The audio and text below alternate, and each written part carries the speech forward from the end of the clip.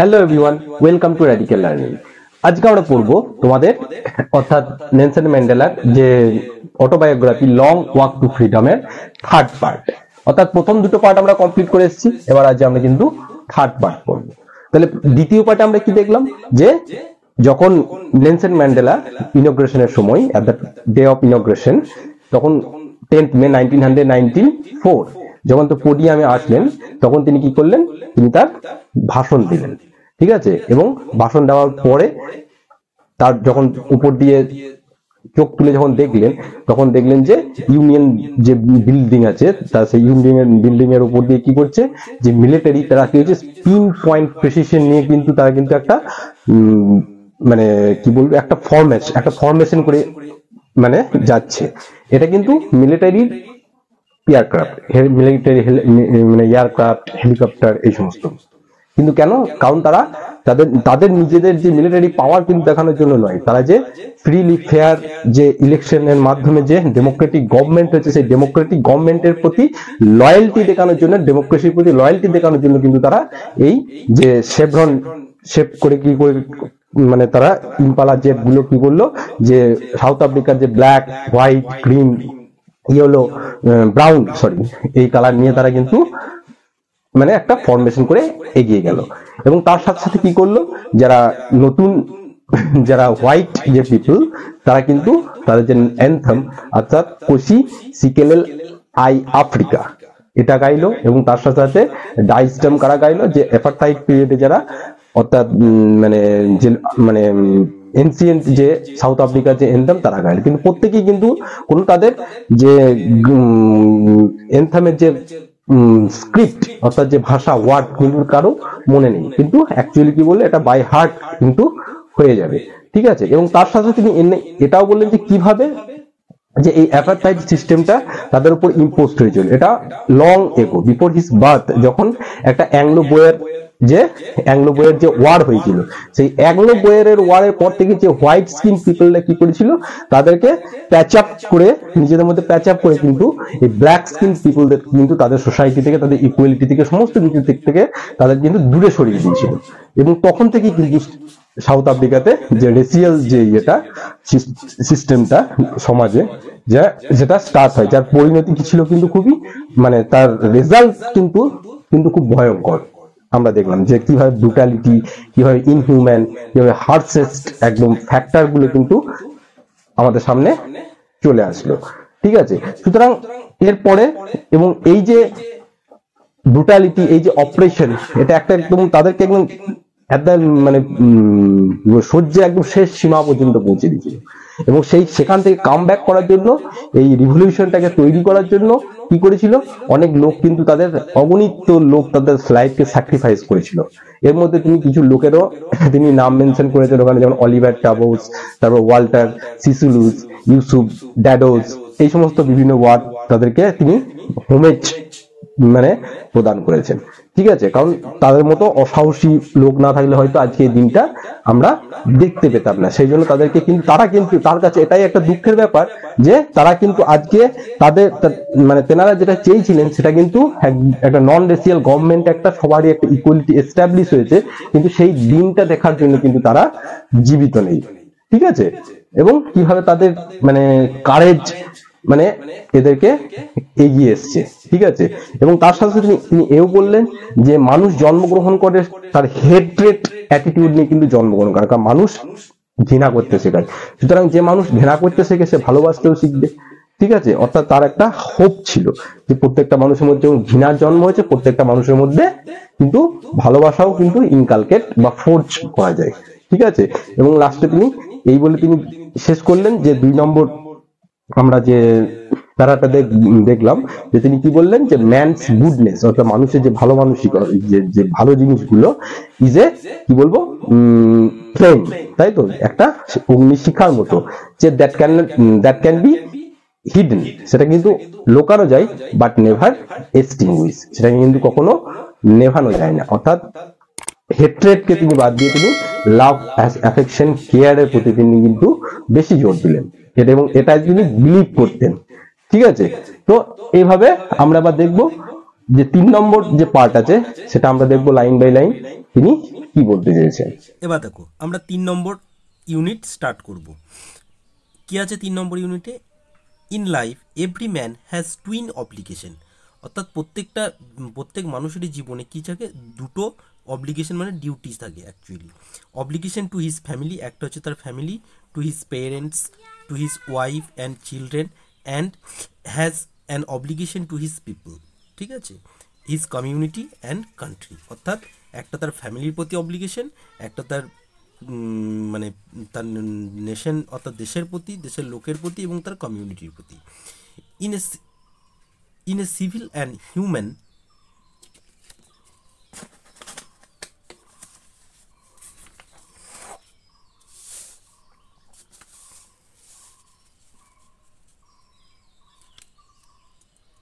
Society, অর্থাৎ মানুষের সমাজে, each man is able to fulfil those obligations according to his own inclination and abilities. অর্থাৎ in a civil, অর্থাৎ একটা সভ্য সমাজে, অর্থাৎ সমাজে একটা সমাজ কখন ফুলফিল হয়, একটা পিসফুলি সমাজে লাইফ লিড করা যায় যখন সে সমাজে কি থাকে,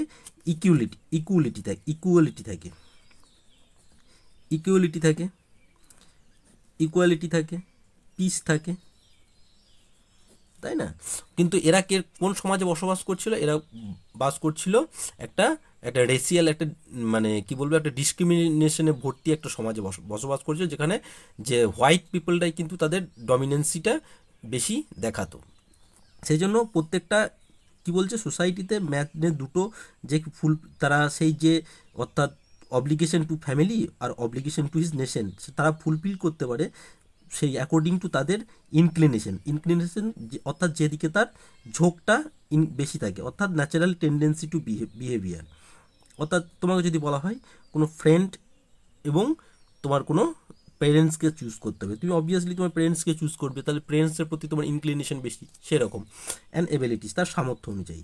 but in a country like South Africa, কিন্তু সাউথ আফ্রিকার মতো দেশে it was almost impossible for a man of my birth and colour to fulfil both of those obligation. অর্থাৎ কিন্তু একটা সাউথ আফ্রিকার মতো একটা দেশে, যা বিশেষ করে আমার মতো যারা ব্ল্যাক পিপল, তাদের কাছে এই যে মানে মানে ওই যে দুটো অব্লিগেশন অর্থাৎ নেশনের প্রতি এবং তার ফ্যামিলির প্রতি যে অব্লিগেশন সেটা ফুলফিল করা কিন্তু পসিবল ছিল না। In South Africa a man of colour who attempt to live as a human beings was punished and isolated. অর্থাৎ সাউথ আফ্রিকাতে কী করতো, একটা মানুষ যদি সে চেষ্টা করতো to live as a human মানে হিউম্যানের মতো বসবাস করা, মানে ঠিক তার পিসফুলি, তার রাইটফুলি বসবাস করা, তার ডিগনিটির সাথে, হিউম্যান ডিগনিটির সাথে হিউম্যান বিং যে বসবাস করবে সেটা ওয়াজ, যদি সেটা কেউ ডিগনিটি রক্ষা করতো, আত্মসম্মানের সাথে বাঁচতে চাইতো, তাহলে কী হতো, পানিশড, তাকে কী করা হতো, শাস্তি দেওয়া হতো, অ্যান্ড আইসোলেটেড, আলাদা করে দেওয়া হতো। In South Africa a man who tried to fulfill his duty to his people was inevitably ripped from his family and his home and was forced to live a life apart। তার মানে কি, যে south আফ্রিকার মতো একটা দেশে, অর্থাৎ যেখানে কি করা হতো, যে কেউ যদি তার ডিউটিটাকে ফুলফিল করতে চাইতো, তখন কি করতো, তাকে ইনহেভিটেবলি মানে আনঅ্যাভয়েডেবলি মানে একদম নিশ্চিন্তে, মানে যেটা কোনো মানে এড়ানো যাবে না, তাকে কী হতো, রিপ্ড মানে হচ্ছে, মানে আমরা বলতে পারি রিপ্ড মানে হচ্ছে লঙ্গিং, যেটা যে আশা থেকে যায়, তার ফ্যামিলি থেকে কী করে নিশ্চিতভাবে তাকে ফ্যামিলি থেকে দূরে সরিয়ে দেওয়া হতো, অ্যান্ড হিজ হোম তার ঘর থেকে, and was force to live এবং তাকে কীভাবে বাধ্য করা হতো একাকী লাইফ লিড করার জন্য, ঠিক আছে। A twilight existence of secrecy and rebellion. অর্থাৎ কেউ যদি এই যে ইনহিউম্যান অ্যাক্টিভিটি হতো এর বিরুদ্ধে কেউ প্রোটেস্ট করতো, তাই না, অর্থাৎ কেউ যে রেবেলিয়ান অ্যাটিটিউড দেখাতো, তখন তাকে কী করা হতো, তার সেই রেবেলিয়ান যে অ্যাটিটিউডটাকে, তাকে যে আগুন তার মধ্যে জ্বলতো সেটাকে কী করা হতো, প্রায় মানে এক্সটিংগুইশ করে দেওয়া হতো, নিভিয়ে দেওয়া হতো। কিন্তু সেই আগুনটা ধিক ধিক করে নিয়ে তাকে কী করতে হতো, তাকে সমাজ থেকে আলাদা করে দিয়ে তাকে কী করা হতো, তাকে কারাগারে মানে কোনো জায়গায় তাকে বন্দি করে দেওয়া হতো, এরকম বলা যেতে পারে। অর্থাৎ তার মধ্যে যে বিদ্রোহের আগুন ছিল সেই আগুনটাকে একদম টুইলাইটে পরিণত করে দেওয়া হতো। did not I did not in the beginning choose to place my people above my family. ঠিক আছে, বিগিনিংয়ে কী করেছিল, I choose place my people above my family, আমি আমার ফ্যামিলির ওপরে কিন্তু আমার লোকেদেরকে ফ্যামিলি অর্থাৎ তার যে অব্লিগেশন, তার ফ্যামিলির প্রতি অব্লিগেশন সেটাকেই সে সিলেক্ট করেছিল। But in attempting to serve my people, কিন্তু আমি আমার লোকেদের সেবার জন্য আই ফাউন্ড দ্যাট, আমি দেখলাম I was prevented from fulfilling my obligation, যে আমি ফুলফিলিং যে আমার যে অব্লিগেশন আছে, I was prevented from fulfilling my obligation as a son, as a son, brother, as a father, as a husband. অর্থাৎ সে কি দেখলো, যখন তার দুটো অব্লিগেশন, একটা হচ্ছে নিজের ফ্যামিলির প্রতি অব্লিগেশন, আর একটা হচ্ছে নেশনের প্রতি অব্লিগেশন। অর্থাৎ যখন দেখলো যে নেশনের প্রতি যে অব্লিগেশন, নেশনের লোকেরা, তার মতো লোকেরা কী হয়েছে, অপ্রেসড হয়ে রয়েছে, অর্থাৎ তাদের হয়ে যখন সে আওয়াজ ওঠাতে লাগলো, তখন এই নেশনের প্রতি তাকে বেশি ধ্যান দিতে হতো, এবং সেই নেশনের প্রতি যেহেতু ধ্যান দিতে তাকে বেশি হলো, সেই জন্য একটা মানুষ একটা সময় একটাই অব্লিগেশন পালন করতে পারে। সেই জন্য নেশনকে যখন ধ্যান দিতে হলো, তখন কি করলো, যে তার যে ফ্যামিলির যে obligation, as a son, as a brother, as a father, as a husband হিসাবে এই অব্লিগেশনটা সে পালন করতে পারলো না। তারপর দেখো, I was not born with a hunger two be free, অর্থাৎ আমি যে স্বাধীন হবার যে খিদে, এই নিয়ে কিন্তু আমি জন্মগ্রহণ করিনি। আই ওয়াজ বর্ন ফ্রি, আমি জন্মগতই ফ্রি ছিলাম। কেন? Free in my every way that I could know, আমি জানতাম আমি প্রত্যেকটা ক্ষেত্রেই আমি কিন্তু ফ্রি ছিলাম। কী কী ক্ষেত্রে free? Free to run in the field near my mother's heart, আমি মায়ের যে কুঠির আছে সেখানে ফ্রিলি রোমিং, অর্থাৎ দৌড়াদৌড়ি করতে পারতাম freely. Free to swim in the clear stream that ran through my village, একটা আমার গ্রামের পাশ দিয়ে যে নদী, পরিষ্কার যে ছোট্ট নদী বয়ে যাচ্ছে, সেখানে আমি সাঁতার কাটতে পারতাম। অ্যান্ড ফ্রি টু রোস্ট হচ্ছে কি মিলস আন্ডার দ্য স্টার্স, এবং খোলা আকাশের নিচে আমি মিল বানাতে পারতাম। অ্যান্ড রাইড দ্য কী আছে broad back of slow moving bulls, অর্থাৎ যেহেতু সে ট্রাইবাল এরিয়াতে থাকতো, সেখানে বুলসই থাকবে, গ্রাম্য এরিয়া, সেই বুলসের পিঠে সে ঘুরে বেড়াতে পারতো। অর্থাৎ ছোটোবেলাকার যে সমস্ত ডিজায়ারগুলো, ইচ্ছাগুলো। As long I obeyed my father and abide by the custom of my tribe, I was not travel by the law of man or god.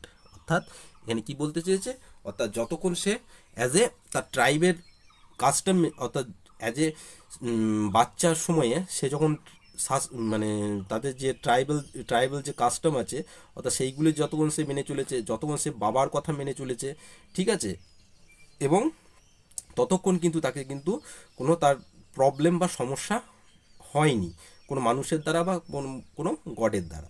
কেন হয়নি? কারণ প্রত্যেকটা, সে যখন ছোট ছিল তখন প্রত্যেকটা ফ্যামিলির মেম্বার তো তার প্রতি কোনো ডিসক্রিমিনেশন করতো না, ঠিক আছে।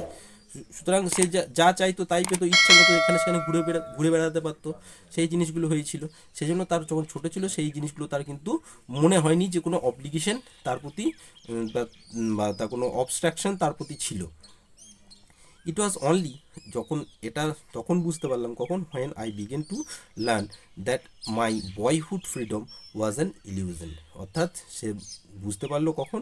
When I discover as a young man that my freedom has been already been taken away from me, অর্থাৎ যখন বয়হুডের যে সমস্ত জিনিসগুলো করে বেড়াতো, অর্থাৎ গ্রামের পাশে যে নদী, তার সেখানে সাঁতার কাটা, অর্থাৎ মায়ের কুটিরের পাশে কী হয়েছিল, মানে ঘুরে বেড়ানো, দৌড় করা, যে খোলা আকাশের নিচে খাবার খাওয়া, ঠিক আছে, যে বুলের পিঠে স্লো মুভিং বুলের পিঠে চেপে ঘুরে বেড়ানো, এই জিনিস যে বয়হুড ফ্রিডমগুলো ছিল, এইগুলো ছিল জাস্ট ইলিউশন মানে হচ্ছে যা নট রিয়েল। কখন বুঝতে পারলো? হোয়েন ডিসকভার, যখন রিয়েলাইজ করতে পারলো যে ইয়ং ম্যান, যখন সে বড় হলো, ঠিক আছে, young man, that my freedom has already taken from me, যে বুঝতে পারলো আমার স্বাধীনতাকে কিন্তু নিয়ে নেওয়া হয়েছে। That I began to hunger for it, তখন থেকে আমি কিন্তু এই ফ্রিডম মানে শিকার হয়ে গেলাম। কেন? তাহলে প্রথমে কি বলছিল, প্রথমে কিন্তু সে জন্মগতই ফ্রি হয়ে জন্মেছিল, সেই জন্য তার জন্মগত তার মানে ফ্রি হওয়ার কোনো ফ্রিডমের কোনো ইচ্ছা ছিল না। কিন্তু যখন সে রিয়েলাইজ করতে পারলো বয়হুড থেকে, যখন অর্থাৎ যে ম্যানহুড ইয়ংহুড অবস্থায় এলো, তখন সে বুঝতে পারলো তার ফ্রিডম নিয়ে নেওয়া হয়েছে। তখন থেকে তার ফ্রিডমের আস্তে আস্তে চাহিদা তার মনে বাড়তে লাগলো। At first as a student, প্রথমে হচ্ছে কি অ্যাজ এ স্টুডেন্ট হিসাবে, I wanted freedom only for myself, আমি আমার নিজের জন্যই কিন্তু ফ্রিডম চাইতাম। কেমন স্টুডেন্টদের ফ্রিডম কেমন হয় দেখো, কী কী ক্ষেত্রে। দ্য ট্রানজিটরি ফ্রিডম, ট্রানজিটরি মানে হচ্ছে টেম্পোরারি, ঠিক আছে, এখানে ট্রানজিটরি মানে দেওয়া আছে নট পার্মানেন্ট অর্থাৎ temporary. Transitory freedom of being able to stay out at night, অর্থাৎ যে স্টুডেন্ট, অর্থাৎ পড়াশুনো করার সময় যে মানে স্টুডেন্ট লাইফে অনেক সময় যেমন একজন ক্লাস বাং করে কোথাও অন্য জায়গায় চলে যায়, ঠিক আছে, কলেজ বাং করে অন্য জায়গায় চলে যায়, বা হোস্টেলে থাকাকালীন মানে নাইট স্টে করা অন্য কোথাও হোস্টেল ছেড়ে, এই সমস্ত জিনিসগুলো স্টুডেন্টরা করতে থাকে। তো এই সমস্ত স্টুডেন্টগুলো এটা তো পার্মানেন্ট নয়, এগুলো ট্রানজিটরি, অর্থাৎ সময়ের সাথে সাথে এই সমস্ত গুলোও কিন্তু কি হয়, কমে যায়। যত যার ওয়ান্ট, যত নিডস যত কমে আসে, এইগুলোও কমে আসে যখন সে রিয়েলাইজ করতে পারে। কিন্তু এই স্টুডেন্ট এই সমস্ত জিনিসগুলোতে ফ্রিডমগুলো তো একটা স্টুডেন্টের মধ্যে থাকে, সেজন্য তার ট্রানজিটরি ফ্রিডম কী ছিল, যে to stay outside at night. A young man outside in night, তারপরে আর কি, read what I please and go where I choose, এবং যা খুশি আমার ইচ্ছা হবে, ভালো লাগবে সেটা পড়ার ইচ্ছা, মানে পড়াশুনো করে যেটা খুশি পড়ার ইচ্ছা, এবং যেখানে খুশি আমার যাওয়ার ইচ্ছা, ঠিক আছে। অর্থাৎ এই সমস্ত প্রত্যেকটা ক্ষেত্রেই এই কিন্তু বাধাপ্রাপ্ত হচ্ছিল। কেন? কারণ সে ছিল ব্ল্যাক পিপল বলে। লেটার পরে as a young man in Johannesburg, তারপরে যখন তো স্টুডেন্ট লাইফ শেষ করে অ্যাজ এ ইয়ং ম্যান হিসেবে ইন জোহানেসবার্গ কোথায়, একটা সাউথ আফ্রিকার একটা বড় একটা সিটি টাউন, সেখানে যখন এলো, I yarn for the basic and the কি অনারেবল ফ্রিডমস, ঠিক আছে। ইয়ার্ন মানে হচ্ছে আমরা লঙ্গিং বলতে পারি, যেটা আমরা মানে মানে খুঁজছিলাম, for the basic and the honourable ফ্রিডমের জন্য, for the achieving my potential of earning my keep and marrying and having a family, the freedom not be obstructed in a lawful life, ঠিক আছে। এবং এখানে কি বলতে চেয়েছে দেখো, এখানে প্রত্যেকটা প্যারাগ্রাফ কিন্তু খুব ইম্পর্টেন্ট, ভালো করে বুঝতে হবে। অর্থাৎ যখন জোহানেসবার্গে যখন এলো অ্যাজ এ ম্যান হিসাবে, তখন প্রত্যেকটা অ্যাজ এ ম্যান হিসাবে প্রত্যেকটা ইয়ং ম্যানের কী থাকে, তাকে এমপ্লয়মেন্ট থাকে, ঠিক আছে, এমপ্লয়মেন্ট করবে, ম্যারেজ করবে, ঠিক আছে, এই সমস্ত জিনিসগুলো থাকে, তার ফ্যামিলিকে টেক কেয়ার করবে। কিন্তু বিং এ ব্ল্যাক পিপুল প্রত্যেকটা ক্ষেত্রে থেকেই কিন্তু সে কী করছিল, সে রিজেক্টেড হচ্ছিল। দেখা গেলো কোনো একটা জবের ক্ষেত্রে গেল, ঠিক আছে, সে জবের ক্ষেত্রে যেহেতু হোয়াইট সুপ্রিমেসি চলছে, সেহেতু ব্ল্যাক পিপল, সেজন্য তাকে কী হলো, সেই পোস্টটাকে তাকে দেওয়া হলো না। কাকে দেওয়া হলো, যে হোয়াইট পিপল আছে তাকে দেওয়া হলো। তাহলে প্রত্যেকটা ক্ষেত্রে, তাহলে জোহানেসবার্গে যখন এলো, তাহলে সে অ্যাচিভিং তার যে পোটেন্সিয়ালি, তার যে নিজস্ব করার যে কাজ করার যে ক্ষমতা এবং আর্ন করার, সেখান থেকে সে ডিপ্রাইভড হচ্ছে, ও marrying of having a family, ঠিক আছে, the freedom not be obstructed, এবং এখানে কি হচ্ছে, ফ্রিডম এখানে যেন তার বাধা হয়ে না দাঁড়ায়, ঠিক আছে, ইন এ লফুল লাইফ, অর্থাৎ আইন মেনে চলা, ল অ্যাবাইডিং পিপল লাইফে, এখানে বোঝা যাচ্ছে। তাহলে এখানে কি হচ্ছে, যে প্রত্যেকটা ক্ষেত্রে থেকেই যেন তার লাইফ থেকে কি হচ্ছে, লটাকে যেন মানে ল মেনে চলে, সে তখনই লটাকে মেনে চলে যখন এই প্রত্যেকটা জিনিসে তার প্রতি জাস্টিস হবে, তাই না। অর্থাৎ হচ্ছে না তার প্রতি জাস্টিস। বাট দেখো তারপরে কি বলছে, বাট দেন তখন I slowly saw that not only was I not free, শুধু আমি তখন বুঝতে পারলাম যে শুধু আমি যে মাত্র যে ফ্রি নয় তা নয়, বাট মাই ব্রাদার্স, তার ব্রাদার্স অ্যান্ড সিস্টার, মানে তার মতো আরও অনেকে ব্ল্যাক পিপলরা ওয়ার নট, তারাও কিন্তু ফ্রি নয়।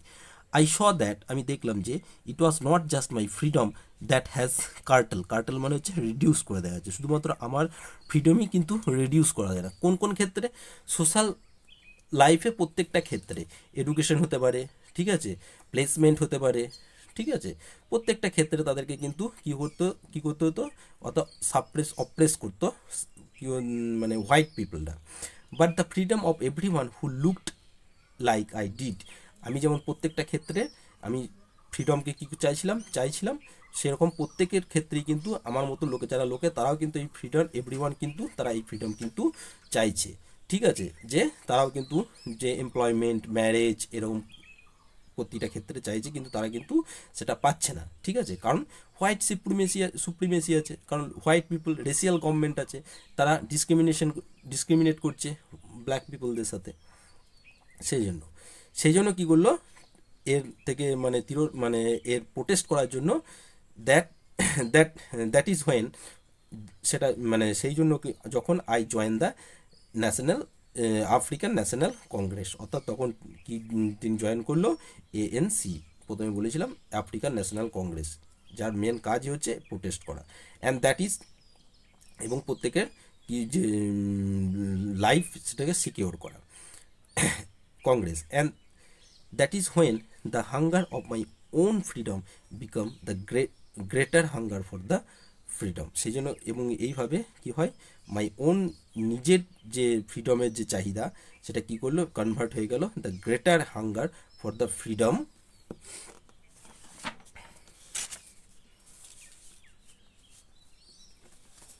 দেখো, for the freedom of my own people, অর্থাৎ নিজের যে ইন্ডিভিজুয়াল যে ফ্রিডমটা ছিল, সেখানে ইন্ডিভিজুয়াল থেকে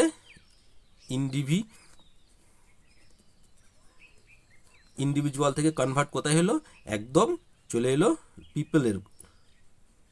পিপলস ফ্রিডম, ঠিক আছে, অর্থাৎ তার যে ব্যক্তিগত যে ফ্রিডমের যে চাহিদা ছিল সেটা আস্তে আস্তে, অর্থাৎ African national Congress party establish করার পর থেকে সেই চাহিদাটা আস্তে আস্তে লোকেদের যে ফ্রিডমের চাহিদা সেটাতে কনভার্ট হয়ে গেল, কারণ তার মতো সবাই অপ্রেসড, ঠিক আছে, তাদের সবাইকে সাপ্রেস করে রেখেছে।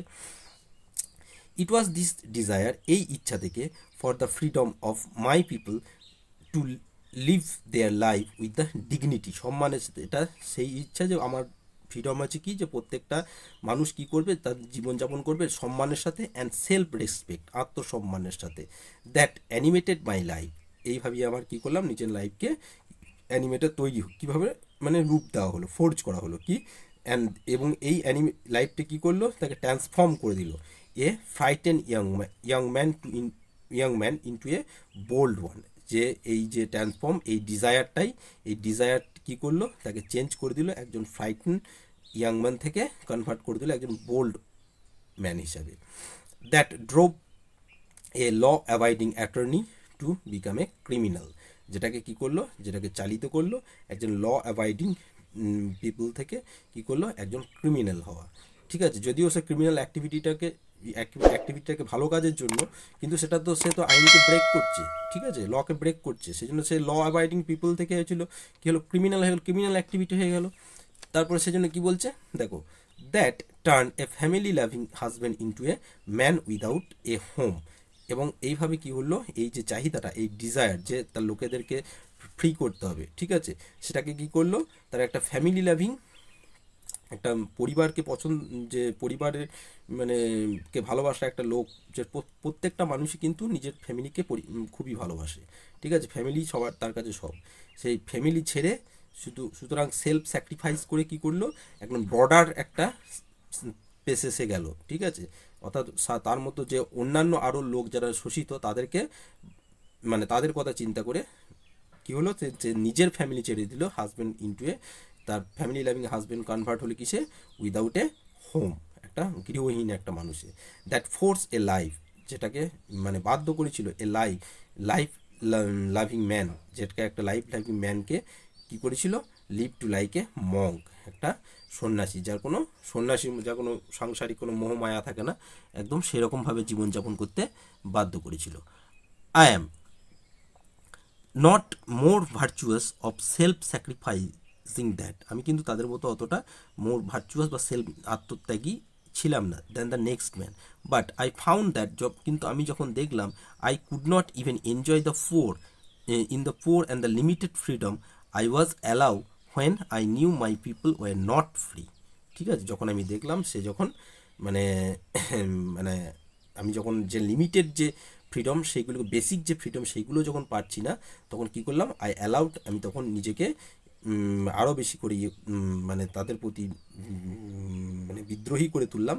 অ্যালাউ হোয়েন আই নিউ, যখন জানলাম মাই পিপল ওয়ার নট ফ্রি, আমার লোকেরাও আমার মতো, আমার যে ব্ল্যাক পিপলরাও, আমার মতো ব্ল্যাক পিপলরা তারাও কিন্তু আমার মতো ফ্রি নয়।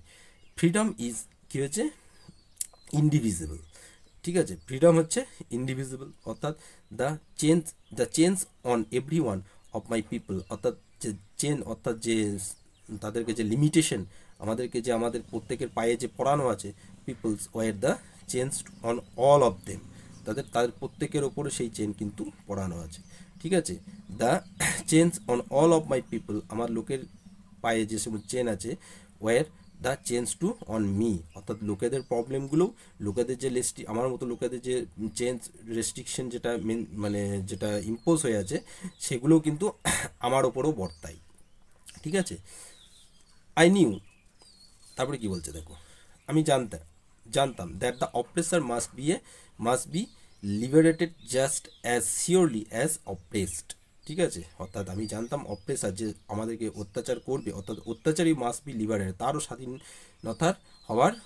স্বাধীন হওয়ার প্রয়োজন আছে, সে সিওরলি অ্যাজ দ্য অপ্রেস, আমাদের মতো অত্যাচারিতদের মতো। A man who takes away another man's freedom, একজন মানুষ যে অন্য মানুষের স্বাধীনতা নিয়ে নেয়, is a prisoner of hatred, সে হচ্ছে একদম মানে ঘৃণার জগতে রয়েছে, বা বলতে পারি সে হচ্ছে ঘৃণার যে মানে জেল কারখানার, ঘৃণার কারখানা সেও, মানে কারখানা নয়, মানে জেলখানায় সেও বন্দি। Hatred, he is locked behind the bars, ঠিক আছে, সে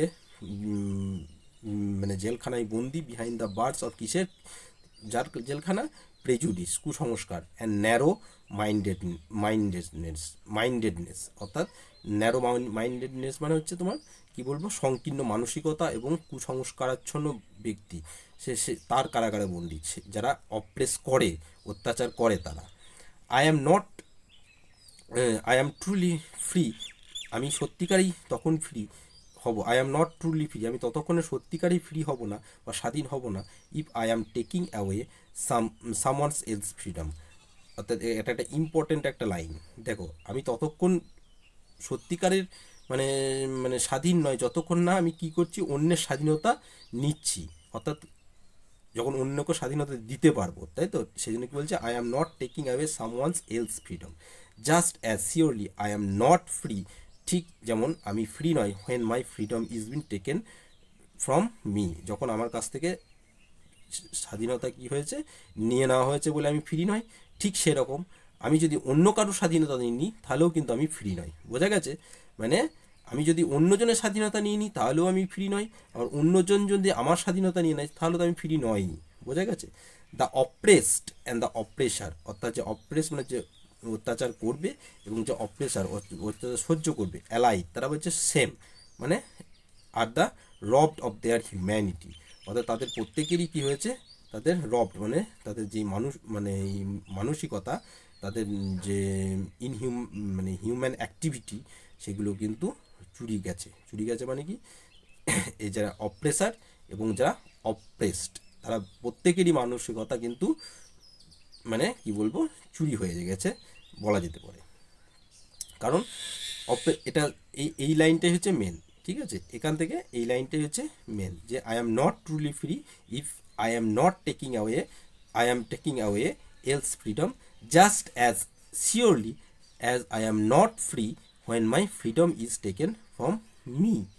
বোঝা গেছে, দেখো এটা হচ্ছে লাইন বাই লাইন এক্সপ্লেনেশন আমরা করলাম, তার সাথে সাথে ওয়ার্ড মিনিংগুলোও কিন্তু আমরা দেখলাম। 3 নম্বর পার্টের সাথে সাথে কিন্তু আমরা আমাদের Nelson Mandela long walk two freedom, এটা যে অটোবায়োগ্রাফি আছে সেটা কিন্তু আমরা কমপ্লিট করলাম। এর 3 নম্বর পার্টটা একটু তোমাদের ডিফিকাল্ট মনে হলেও একটু ভালো করে পড়লেই কিন্তু বুঝতে পারে, এক্সাম পয়েন্ট অফ ভিউ থেকে কিন্তু এই 3 নম্বর পোর্শন থেকেই ম্যাক্সিমাম কোয়েশ্চেন কিন্তু এখান থেকে আসার সম্ভাবনা। ঠিক আছে, তো আমরা আবার নেক্সট ভিডিওতে আমরা এই চ্যাপ্টার 2 এর যে কবিতা আছে সেটা নিয়ে আলোচনা করব। Still there, stay tune, keep learning.